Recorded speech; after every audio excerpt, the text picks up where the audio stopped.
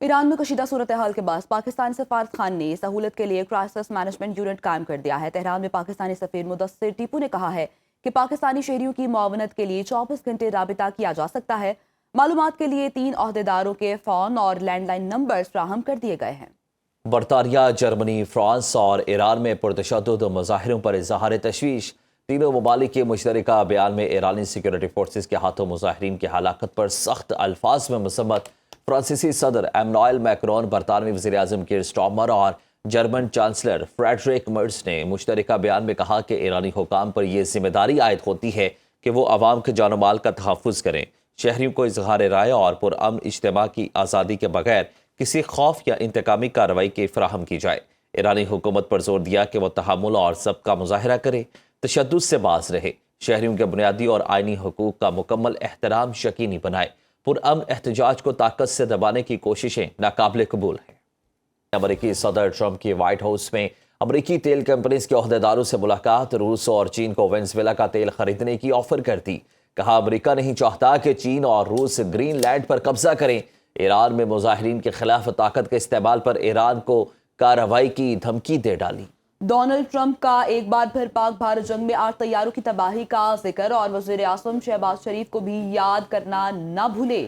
امریکی صدر Donald Trump نے کہا ہے کہ دنیا بھر کے ممالک پر امریکی فوجی حملے کا حکم دینے کا مکمل اختیار رکھتا ہوں۔ اپنے ایک بیان میں امریکی صدر ڈونلڈ ٹرمپ نے کہا کہ بحیثیت کمانڈر ان چیف اپنے اختیارات کی حد کا فیصلہ کرنے والا میں خود ہی ہوں۔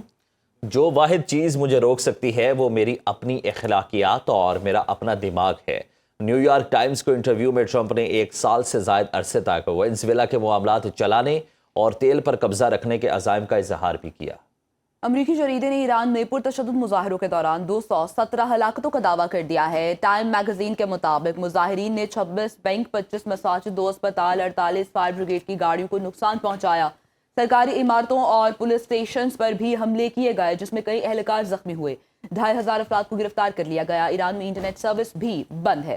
تہران کے ایک ڈاکٹر نام ظاہر نہ کرنے کی شرط پر امریکی جریدے کو بتا چکے ہیں کہ تہران کے 6 اسپتالوں میں 217 مظاہرین کی ہلاکت کی تصدیق ہوئی، جن میں زیادہ تر لوگ فائرنگ سے مارے گئے۔ تاہم ایرانی حکام نے ہلاکتوں کی تصدیق نہیں کی ہے۔ دوسری جانب واشنگٹن ڈی سی کی human rights activist news agency نے 63 افراد کی ہلاکت کی رپورٹ کی ہے۔ امریکہ اسرائیل کے ساتھ مل کر ایران میں اشتعال اور تشدد کی حوصلہ افزائی کر رہا ہے۔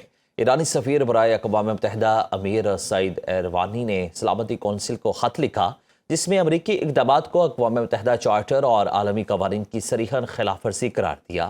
امریکی اقدامات غیر قانونی اور غیر ذمہ دارانہ ہیں۔ امریکی پالیسیاں عالمی امن اور بین الاقوامی قوانین کے لیے خطرہ ہیں۔